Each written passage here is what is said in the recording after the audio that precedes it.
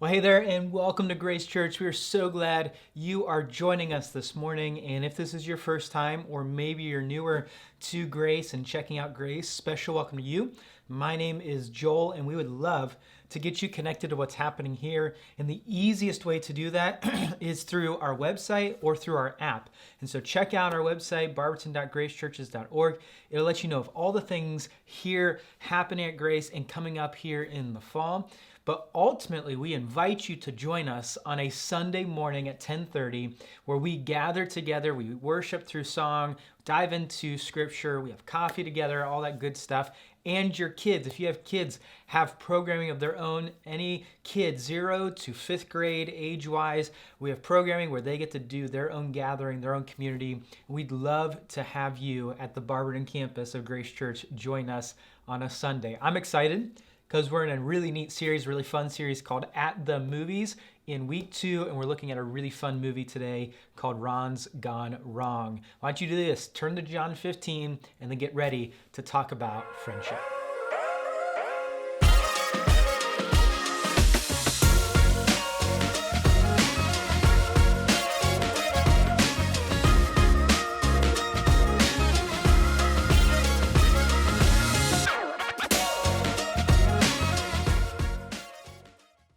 Well, hey, like I said, we are so glad you're joining us for another week in our series At the Movies.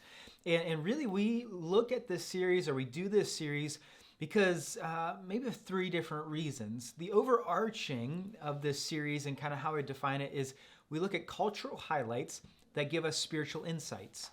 Right? I believe that most every story follows the same pattern. And ultimately, that pattern we see displayed in God's story and kind of comes out of that in our own lives. And so when we look at these stories, a lot of them aren't too dissimilar in the path that they take of telling a story. And really it draws us back to the best story, which is God's story and his good news. And we look at these movies and we look at this series, and I think there's 3 distinct reasons why. Okay, why do we do a series that looks at Disney movies, looks at Hollywood hits? Like, why would we do that? The first one is this. It's just good to have fun together as a church family and look at God's creativity through that, right? It's just fun, first and foremost, to look at movies that are fun, that are serious, that have a lot of meaning to them, right, in our culture, and say, let's take a look and just have fun basking in the creativity of God in the midst of those stories. And so get a chance to be in all of the storylines and all that good stuff, right? The second reason is this. I believe that God's gospel is on display. Not only is God's creativity on display, but his gospel is on display. Like I said, God's story we see throughout most every story, at least the kind of themes inside of those. Lastly is this. I think that inside of this conversation is a bigger conversation. It's actually what discipleship is all about. Discipleship conversation is on display. That our world and different media outlets and different organizations are discipling your kids. If you have kids, they're discipling you. Anything you watch, anything you spend time with, anything that you lean into is what you follow, right? When we look at these movies are really well made, but they all have themes and meanings and questions they're asking.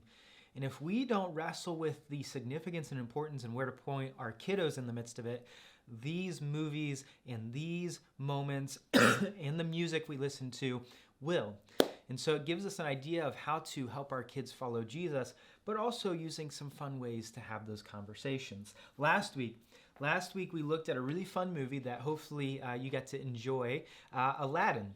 We looked at what does it mean to have significance and what does that look like? What does that entail? So take a look last week and hopefully you enjoy that. Next week, we're going to look at one of my favorites, A Beautiful Day in the Neighborhood. And we're going to talk about forgiveness and kindness. We're going to look at Mr. Rogers and we're going to look at a story that this movie's based around inside of his world, and we're going to take a look at what is forgiveness all about? What is true forgiveness? What is true kindness? The last week we're going to look at Encanto. Okay, so 2 weeks from now, your kids, if they haven't forced you to watch this, probably at some point will, because it is one of those Disney movies that just gets you dancing and singing and all that good stuff, right? But we're going to look at what is true purpose and meaning, and how do I sift through that inside of family dynamics or my world's dynamics, right? But today we're going to look at one that's maybe not as popular. It is in some levels, but maybe it wasn't as big of a draw as Encanto or Beautiful Day in the Neighborhood, but one that I think has a lot of deep meaning to it. One that came out in 2021 called Ron's Gone Wrong. Now what's interesting here is this. Ron's Gone Wrong is a story about a middle school boy. I don't know how many of you have middle schoolers in your house or remember being a middle schooler. That's a unique time. It's a very unique time, and it's a unique time that a lot of things are developing and changing and being processed through. And what is taking place in this movie is kind of twofold. One, they go at kind of the technological advances of our day and have a pretty real conversation of how it has maybe directed our culture or directed us as humans. But also simultaneously, this movie talks about what does it mean to be a friend? What does it mean to actually have a true friendship? And it looks and it dives into some really important themes inside of that. Like I said, this is a movie that came out just last year by Disney and 20th Century Fox. And this movie, I would challenge you to go watch it. It is on Disney Plus, and there's probably other avenues you can find it. It's humorous, it's very relevant. There's a lot of meaningful conversation inside of it, especially for this generation at hand. I think that this generation at hand can relate to a movie like this and have some fun in it. The movie is based around the main character whose name is Barney. That's the guy right here holding on to this robot-looking thing. Barney, like I said, is a middle school student, and he is literally just trying to survive middle school. He is trying to make his way through because in his middle school, Barney is not popular, he's not cool, he's not in the in crowd, he doesn't have friends or finances to back him and back his ego or back who he is as a person. And so middle school has been really hard. Barney's life has not been easy either. You see in the movie, it kind of plays out that his mom passes away when he was young, and he lives with his dad, who professionally is very underwhelming and under-successful, right? He's trying to just figure it out. And with his grandma, who is a grandma that cooks really well and has a lot of fun, but can be overwhelming at points. And so he's trying to survive middle school without getting hurt. And where the movie starts is we see it open up, right? We see it open up on this big kind of conference room setting. And there's a tech company called Bumble, and they just released the newest technology on the market. It's called the Bee-Bot. The Bee-Bot, it's the biggest technological innovation of this movie's day, right? Of that kind of world's day. And what the Bee-Bot is basically it's kind of your best friend as a robot. It does everything that like our phones could do, right? Take pictures, make videos, all that stuff, but it can interact with you as a friend. It gets to know you as a person, and it gets to respond in that way. And you can use your Bee-Bots to make friends with others. It goes around with you to school, and it goes around with you to the park, and it goes around with you to restaurants, right? It is capturing everything, and it is there for you. Literally, the tagline of it is, best friends out of a box. It's your next best friends out of the box. The innovation is the next big thing. And what is interesting about kind of the creators of this Bee-Bot, the creators of this technology, what they would say is the hope is it would cure loneliness and help you make friends, right? Cure loneliness and help you make friends by creating a friend for you, creating something for you to be able to learn you, to be able to like you for who you are. And so then you won't be lonely anymore. You won't struggle with friendships anymore. And what's interesting about the story is it lets you know that everybody has one except for Barney, right? There's this scene where he's sitting at the dinner table. You see it in the movie, it's pretty early on, and he looks at his dad and says, but everybody has one, right? I don't know if you've been in a seat like that as a parent where your middle schooler or high schooler is asking for the next iPhone or the next technological advancement, right? Everybody has one. which is not the reality, parents, just an FYI, right? But I think it's important to note this, that we're not going to go down this route, but it's an important route to go down. And it's all about the technological advances that we see in our day. Now, here's where I'd start, that technological advances, there is beauty to them, right? We get to experience some really beautiful things because of some really smart people that God has gifted to develop some really cool things, right? And so this movie kind of goes down some routes of conversation I think are healthy, but we cannot discredit that a lot of these things are gifts that we get to enjoy and get to be a part of. But at the same time, if you're a middle school or high school parents, right, a parent of a middle school or high school students, right, the advancement of technology has so evolved quickly and advanced so much in the last 20 years that the landscape is very different. And I can imagine you feel it. You feel it because even 20 years ago, or even maybe even like 10, 15 years ago when I was in the high school stage, right, the phone and the technology of the day was not the same that it is today. And so you're navigating conversations that many generations of parents didn't have to navigate uniquely in the setting, but also did have to navigate with whatever the technological advances of the day were, right? The TV or the radio or whatever it may be, right?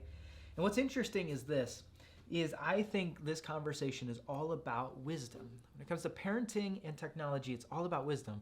I'm not against Apple. I'm not against the social media or the iPhone or anything like that. I don't think that's the stance that we should take, right? But we need to be wise in how we navigate this. Here's how I would say it. You need to seek to understand to then apply wisdom. Seek to understand and then apply wisdom. What we need to understand is this, that we live in a 24-hour, 7 days a week information tunnel. What does that mean? We have more information, notifications, updates at once than we ever have. And our brains do not know how to or cannot accurately process that information all at once, right? And as parents of your kids, I'm not going to tell you how you should dictate technology, social media, or that, but I would just ask you to do this. Use wisdom. Because your child's mind is going through significant developmental stages in the middle school and high school years. And to introduce freely this information tunnel, this endless kind of black hole tunnel, can be a scary thing. Because here's the reality. By the age of 13, information shows us that a kid has developed their worldview that they will live with for the rest of their life. Most likely, no one is going to change their worldview after the age of 13, which is really scary because that's such a developmental age and there's so much discipleship that happens early on and through that age that whatever that worldview is at that point, that's what they're going to live kind of seeing through the lens they see through everything else in life. And what we need to know is this, as I challenge you to seek wisdom, is they're going to look to you first. However you use your technology, however you use your phone, however you use the advancements of the day, right, is how they will learn to use it. And when I think about this statement that Barney makes, everybody has one, right? What often we can do is fall into the trap of like, I have to appease my kid, right? Which I don't think is the right way to go about it. We also can fall into the trap of getting angry at them, like knock it off, right? And just pushing them to the side. What I would challenge you to do is this. Listen to them, listen to their heart, listen to what they're going through. Understand, which may lead to empathy, right? I think it's good to have compassion and empathy and care for what your kid might be navigating in their world, and then apply wisdom, right? And I would say you need to navigate that. And it may not be getting them the phone, it may not be getting this or that, right? But allowing yourself to apply that wisdom. And what's interesting is this. Barney believes that if he were to get a Bebot, he'd have friends. If he were to get a Bebot and he was going to fit in, that's how he's going to make friends. We see that the plot of the movie really gives weight to this idea of friendship. Barney cannot get a hold of a Bebot and his dad is pushing against getting him one until his dad and his grandma start to figure out maybe we need to see what we can do. And they end up finding a Bebot for Barney, that they actually bought kind of in a back alley from someone, and they purchased it. They found it, right? It was a little bit damaged, right? And what they do is they present this to Barney. Barney pulls it out of the box and realizes that this Bebot is messed up. Its code is not inputted into the device. He doesn't know what he's supposed to do. The robot is not sure how to be a Bebot and to be Barney's friends. And what we see in one of the scenes is this, is that Barney, he's trying to get this thing to work and trying to get this thing to make sense. And he actually takes it out to the chicken coop that they have out back. And he secretly is maintaining this robot, right? His parent or his dad's trying to take it back, and no one's supposed to really know that he has this and things of that nature, right? And what happens is he takes it back, and it's this scene where he looks at the Bebot, which his name is Ron. He says, "Ron, this is how you can be my friend. This is what you need to know in order to be my friends." And Ron says, "What does it mean to know you as a friend? Or what does it mean to be your friend?" And Barney struggles to know what that means. He says, maybe it's knowing what I like and knowing what I do, and I'm not really sure. And all of a sudden you see him go on this kind of teacher moment. He's teaching this robot who he is, what he likes, what he looks like, and all these things, right? Barney is struggling to know what it means to be a friend, though. He's like, I don't know, maybe it's just knowing what I like. Maybe it's just being a friend in that way. And my question to you would be this: do you know what it means to be a friend? Do you know what it means to have friends? And maybe you've been in scenarios where that's not been very clear, right? Barney and his Bebot, Ron, start to run around the town after he trains him, and he's trying to make it work, right? But the code is not connecting, and they create some trouble, and the creators of the Bebot are trying to figure out where Ron is, because this Bebot is creating chaos and people want it to stop. And as they're running from the creators and running from the company Bumble, they run into one of the most popular girls in the school. Her name is Savannah. And she has figured out how to use this Bebot game to create a popularity, to create these friendships, or create this kind of essence of I've got people following me and liking me. And Ron wants to know how to help Barney make friends. And there's this scene in the movie where they run into Savannah, right? And Ron just asks Savannah, "What am I supposed to do for Barney?" She's like, "You're supposed to make him friends." And he's like, "How do I do that?" And what she does is she says, you got to show him how, you got to show the world what he likes and what he does. And you got to take all the pictures, and you got to make it look right, and you got to make it feel right, all the different things. And basically what Ron ends up doing is, in a very awkward and very intrusive way, goes around town and asks everybody in town if they would be willing to be Barney's friends, right? It's a really funny scene. But what Savannah was saying is what I think the world would define friendship by. Now, what Savannah is saying is interesting, and I just wonder if the creators of the movie were trying to get here. There's something that disconnected. There's something that didn't feel right in this. But that the Bebots, in this idea of creating friendship, is usually in our world based around likes and dislikes. It's usually based around likes and dislikes. That if people knew what I liked, and I liked the cool stuff, and I liked all the things, and people liked me and who I have been, right, and what I've achieved, then maybe that's what friendship's about. We usually try to find friendship in those ways, and what happens is when we do that, friendship becomes a very inverted question. And what happens is, in a world that's very diverse and also has division in it, it's more comfortable to invert that question and invert the idea of friendship. That it becomes me-centric, and I am just pulling and trying to create people to like me.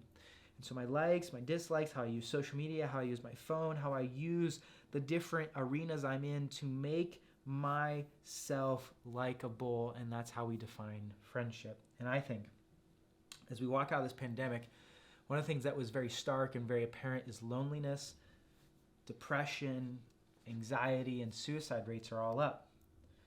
And if you're in this boat, let me stop and say this. We're here for you.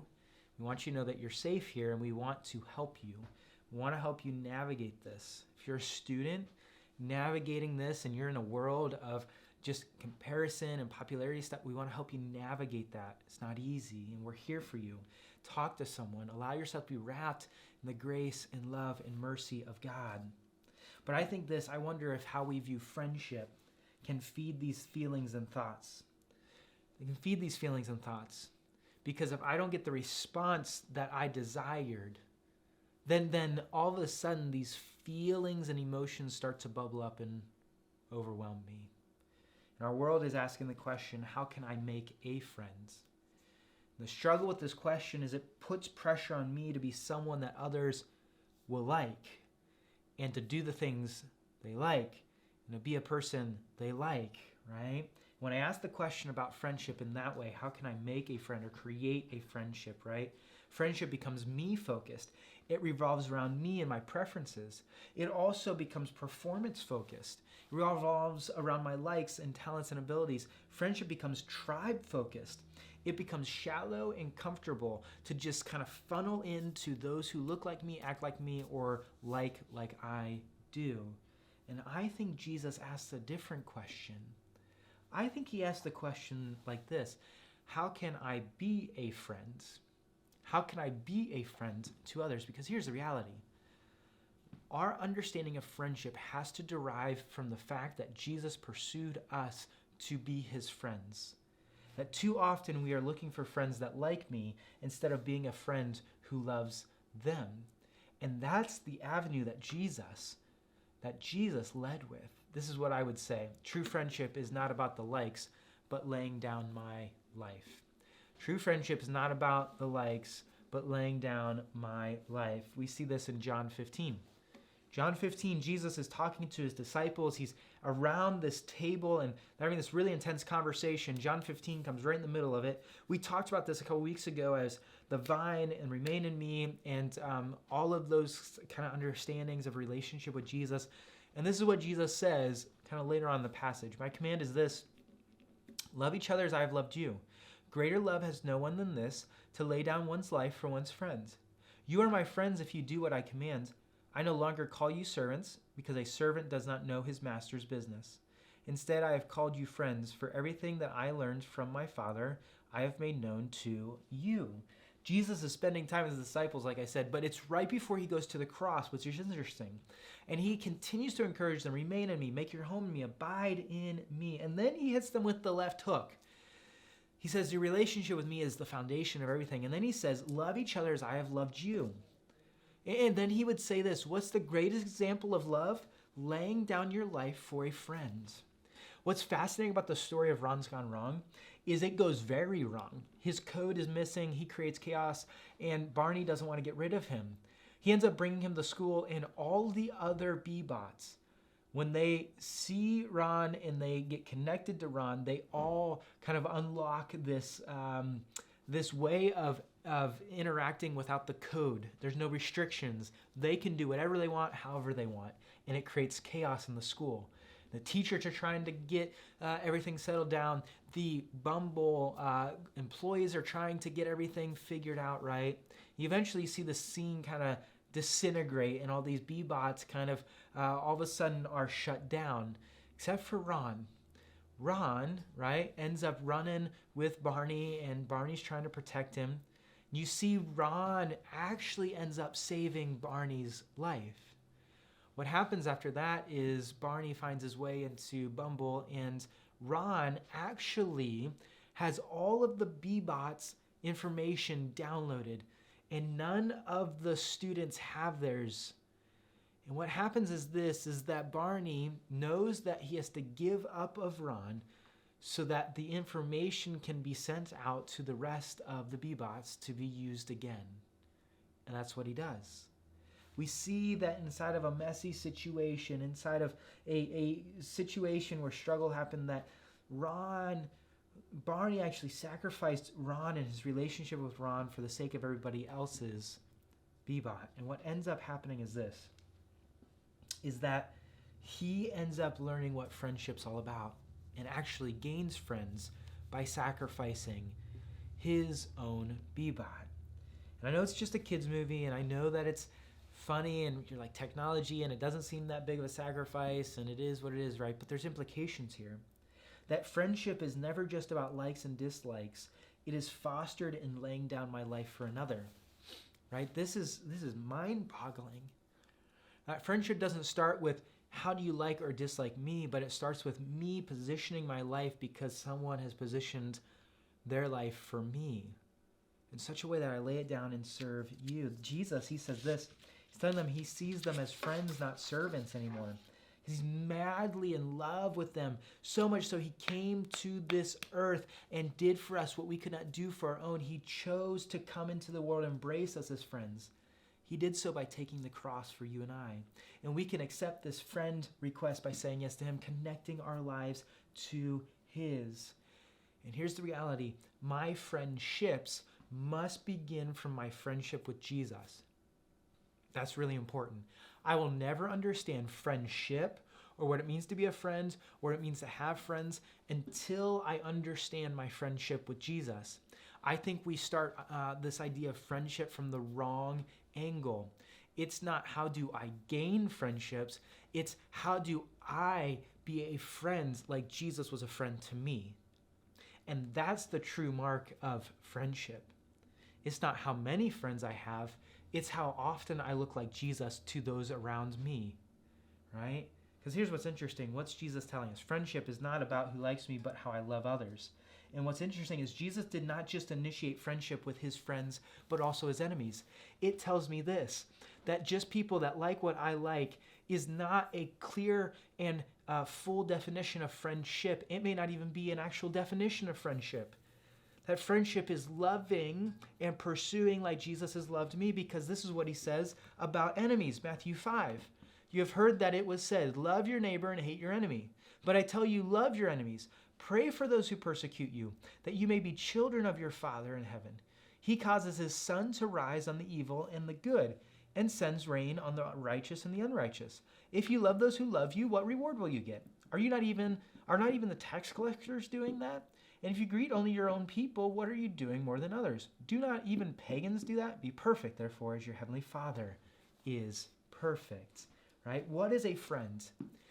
A friend or friendship, it's the position of my heart toward my friend and enemy alike. Just is. Friendship is not defined by being in the circle or the same circle of all the likes that I have and the dislikes I have. It's rather the position of my heart to pursue others and lay down my life for the sake of friendship happening. And that can happen. And I think is defined with everyone. People that love me back and people that hate me back. And I think that's really important because we live in a cultural moment where it's us against them. We are trained in tribes to love what we like and hate what we despise. We are told that those people are the enemies and we yell and scream and tear them down. That the quickest way to getting your point across is making sure they know that they are wrong and they're evil, right? The quickest way to make sure that people know you're right is by tearing them down. I even saw a video on YouTube of a ministry that was protesting Disney outside of Disney World. And it broke my heart because I'm thinking about those at Disney and the picture they're getting of Jesus by that, right? They called it a prayer and protest or whatever it's called, you know?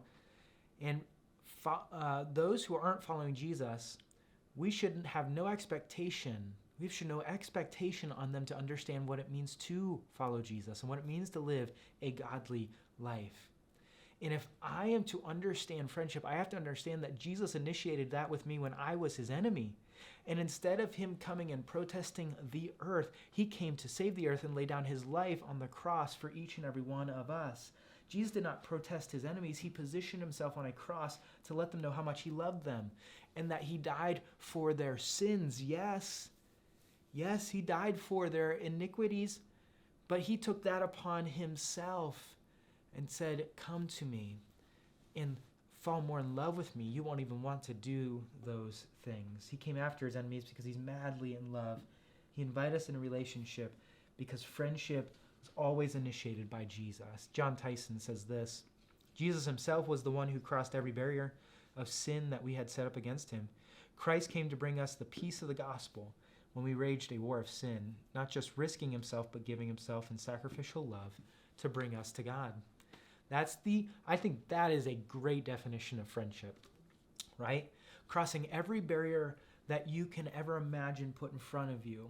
He came to bring us peace when we were at war with him. We were enemies of him, not just risking ourselves, but giving of ourselves in sacrificial love to bring them to God. So the question I would have is this: have you said yes to Jesus? Have you said yes to a friendship with Jesus?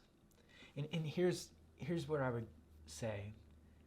And some of us, we're sitting here and we're lonely. We're struggling with depression, anxiety. We're struggling with a lack of relationships. And I would say this: allow yourself to be drawn to the beauty of what Jesus did for you. That Jesus initiated a friendship that you could not do on your own. That Jesus ran after you. And friendship does not start with how we love Jesus, but how he loved us. That God so loved us that even though we severed a friendship with him because we chose our own path, we chose to try to create our own path, to create our own way. And in that we chose sin. That Jesus said, I want so desperately to re-engage this friendship with you, that I will come and I will take the thing that is severing and creating the gap, your sin, on the cross, so that you could say yes and enter into relationship with God. The reality is, friendship is initiated by Jesus, and for all of us, we need to embrace that. So if you've not said yes to Jesus, we'd love to talk to you. We'd love to have that conversation with you. And here's the reality: true friendship is not a group, a program, or a social media network that fits my needs, but positioning my life to meet the needs of others. When we view friendship this way, we can humble ourselves and also be okay with rejection. I think oftentimes I think I can struggle with understanding friendship because I've been rejected, or I haven't been included in the party, or I haven't been included in the text messaging, right? And I think Jesus would say that's okay. It's not really what it means to be a friend. What it means to be a friend is laying down your life even when you are rejected. And basing your friendship with me as the truest, most base of friendship that you can lead from. Knowing that my friendship with Jesus is the basis for acceptance, approval, true intimacy, and that the fact that he'll never leave me allows me to pursue friends and friendship in a different way. And so what's true friendship all about? Well, it fosters love, first and foremost. Proverbs 17:17, a friend loves at all times. A brother is born for a time of adversity. I love that, right? John 13, new command I give you, love one another as I have loved you. So you must love one another. By this everyone will know that you're my disciples if you love one another, right? There's a love. And what kind of love is that? It's an agape love. It's a sacrificial, servant-minded love. I love 1 John 3:16-18. This is how we know what love is. Jesus Christ laid down his life for us, right? That's love. That's what friendship's about, and we ought to lay down our lives for our brothers and sisters. If anyone has material possessions, sees a brother or sister in need, but has no pity on them, how can the love of God be in that person? Dear children, let us not love with words or speech, but with actions and in truth. Love, friendship should start inside of the church. We should be friends with each other. We should love each other. We should sacrifice for each other. We should lay down our life for each other so that the world around us sees something different, that we are different, but we are deciding to pursue friendship for the sake of others seeing Jesus, because true friendship is most visible with love across difference. True friendship is most visible when I humble myself to others. True friendship is most visible with action, not just word. And true friendship is most visible with truth, not lies. That in deciding to love for the sake of friendship, even my enemies are included in that.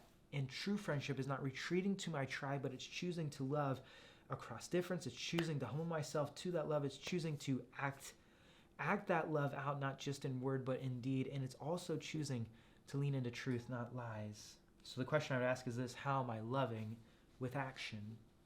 But secondly, true friendship fosters character. 1 Corinthians 15:33, do not be less misled. Bad company corrupts good character. Right? True friendship must be aware of the influence that you're letting into your life. True friendship, right, allows yourself to be guided by Jesus, by the Holy Spirit, understanding that friendship to guide you into other friendships. That you need to be aware that not everybody, right? Not everybody is good company, and yet you can pursue everybody in friendship. But where's your influence coming from? But also understanding where your heart is, because maybe you are in the circle of bad company and you're corrupting good character, right? That true friendship looks at what Jesus did, and character is developed by spending time with him, by understanding what he's done, and by leading out of that. And I think there's something beautiful to the fact that we can be inside of community with each other. Ecclesiastes 4 talks about two are better than one because they have a good return for their labor. Right? If either of them falls down, another can help them up. Right? True friendship is needed because we can't do life alone. Right? When we're alone, we're weak, vulnerable, right? And laying down our life means you get to take a chance, or you get a chance to take care of someone's heart and someone's development of character and where they're leaning into their life, right? And so I would ask the question, how am I investing in a godly character? How am I investing in that godly character? And then lastly, I would ask this. True friendship fosters honesty. True friendship fosters honesty. Proverbs 16:28 says, a perverse person stirs up conflict, and a gossip separates close friends. Friendship usually never breaks down because affinity breaks down. It usually breaks down because gossip, envy, strife, anger, and selfishness takes place. That if I'm not willing to be honest in love, I will always harbor hurt feelings or evil thoughts against others that I would even call friends. If I'm in a friendship with Jesus, it allows me to be confident in who he tells me I am, and allows me to be confident that I can share with someone that I'm struggling with something that happens. And true friendship is laying down my life, not for the sake of my own good, but for the sake of the other's good, whether spiritually, emotionally, or mentally. And in my friendships, I can be honest about things I feel and experience, not like I'm just gonna tell you how it is kind of stuff. Like, you look fat in that. Like, that's not what I'm talking about. I'm talking about, man, that really hurt me, and I can talk about this because I'm confident in the gospel, confident in God's love, and no matter how that person responds, I'm confident that I need to be honest for the sake of the friendship. And so, am I confident in the gospel to be honest in my friendships? How will you go out and start pursuing friendships today? Father, we come to you. We're grateful for you. We're grateful for your love, your goodness, and your peace. Thank you for loving us and leading us. We thank you for doing for us what we could not do for ourselves. Lord, thank you for pursuing us with friendship and allowing us to understand what that means. We praise you. We love you. Pray this in your name. Amen. Have a wonderful week, and we will see you soon.